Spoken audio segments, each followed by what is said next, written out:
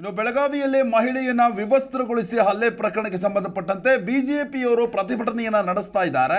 ಆದರೆ ಅವರು ಬಿಜೆಪಿ ನಾಯಕರು ರಾಜಕೀಯವನ್ನ ಮಾಡಬೇಕು, ಹೀಗಾಗಿ ಅವರು ಪ್ರತಿಭಟನೆ ನಡೆಸ್ತಾ ಇದ್ದಾರೆ ಅಂತ ಬೆಂಗಳೂರಿನಲ್ಲಿ ಡಿ.ಕೆ. ಶಿವಕುಮಾರ್ ಪ್ರತಿಕ್ರಿಯೆಯನ್ನು ಕೊಟ್ಟಿದ್ದಾರೆ. ಆರೋಪಿಗಳ ವಿರುದ್ಧ ಗೃಹ ಸಚಿವರು ಕ್ರಮ ಕೈಗೊಂಡಿದ್ದಾರೆ.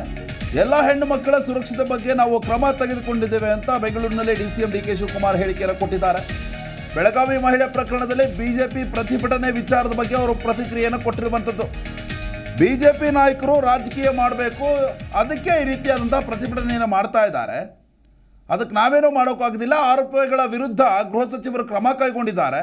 ಎಲ್ಲ ಹೆಣ್ಣು ಮಕ್ಕಳ ಸುರಕ್ಷತೆಗೆ ರಾಜ್ಯ ಸರ್ಕಾರ ಕ್ರಮ ತೆಗೆದುಕೊಂಡಿದೆ ಅಂತ ಬೆಂಗಳೂರಿನಲ್ಲಿ ಡಿ.ಸಿ.ಎಂ ಡಿ.ಕೆ. ಶಿವಕುಮಾರ್ ಪ್ರತಿಕ್ರಿಯೆಯನ್ನು ಕೊಟ್ಟಿದ್ದಾರೆ.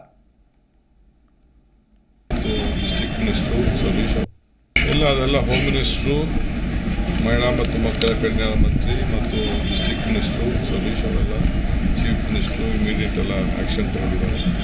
ಈಗ ಪಾಲಿಟಿಕ್ಸ್ ಮಾಡಬೇಕು, ಪಾಲಿಟಿಕ್ಸ್ ಮಾಡ್ತಿದ್ದಾರೆ. ಬಟ್ ನಾವು ವಿ ಆರ್ ಕಮಿಟೆಡ್.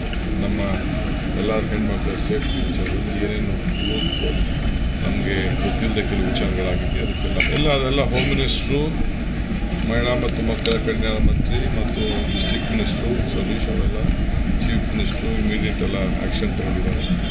ಈಗ ಪಾಲಿಟಿಕ್ಸ್ ಮಾಡಬೇಕು, ಪಾಲಿಟಿಕ್ಸ್ ಮಾಡ್ತಿದ್ದಾರೆ. ಬಟ್ ನಾವು ವಿ ಆರ್ ಕಮಿಟೆಡ್.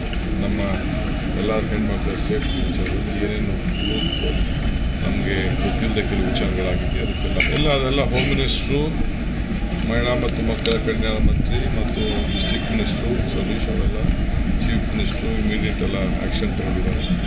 ಈಗ ಪಾಲಿಟಿಕ್ಸ್ ಮಾಡಬೇಕು, ಪಾಲಿಟಿಕ್ಸ್ ಮಾಡ್ತಿದ್ದಾರೆ. ಬಟ್ ನಾವು ವಿ ಆರ್ ಕಮಿಟೆಡ್.